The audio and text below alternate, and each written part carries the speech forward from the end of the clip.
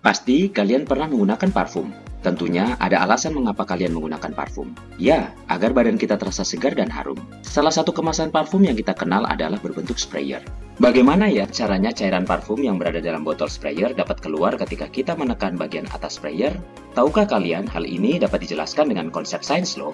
Konsep sains itu adalah hukum Bernoulli. Ketika kita menekan nozzle, tekanan dalam tabung X menjadi besar dibandingkan tekanan pada botol. Selanjutnya, ketika kita melepaskan tekanan pada nozzle, maka tekanan pada tabung X lebih kecil dan tekanan dalam botol lebih besar sehingga zat cair masuk pada selang menuju tabung X. Karena dalam kondisi ini terdapat zat cair yang berada dalam tabung X dan ketika menekan pada nozzle, maka tekanan dalam tabung X meningkat dan zat cair yang berada dalam tabung tersebut keluar dengan kecepatan tertentu melalui nozzle dan terjadilah penurunan tekanan pada botol.